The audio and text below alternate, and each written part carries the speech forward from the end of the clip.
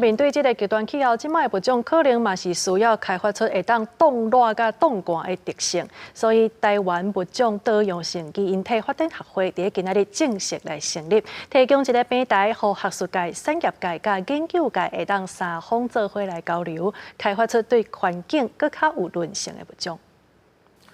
天气烧热，全球部分地区阁出现极端大水雨，气候变迁议题是目前要去面对的难题。23台湾物种多样性基因体发展学会正式伫中建院成立，学会其中一个任务就是开发新品种的食物、水产，互因有抗病、冻热的能力，通适应极端气候。抗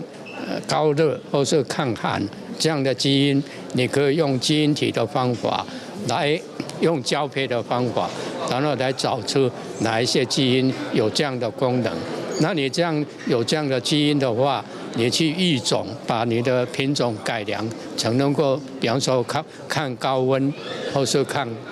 寒，或是抗高盐度。学会理事长李文雄表示，基因改良的工作，过去台湾一直拢有在做。即马成立学会，甲各界资源系统化，组织做伙，提供各界一个集中交流基因知识的平台，加速学术产业发展。我们有一个平台之后，那之后有什么样的一个问题要协调，或者是有什么问题要支援的话，那大家都很容易有这样一个窗口。我们有跟农业部针对一些植物或是一些水果，透过这样的基因定序或是一些 AI 的一个大数据的应用，协助他们在做一些疾病的预防。很高兴能够有一个平台，让我们免死各种哈。除了基因改良物种的工作，更有真侪产业、学术、研究三方交流的平台。李文雄表示，学会也要专注伫台湾专有物种的基因保密工作，保护台湾开发的改良物种袂外流到其他的国家。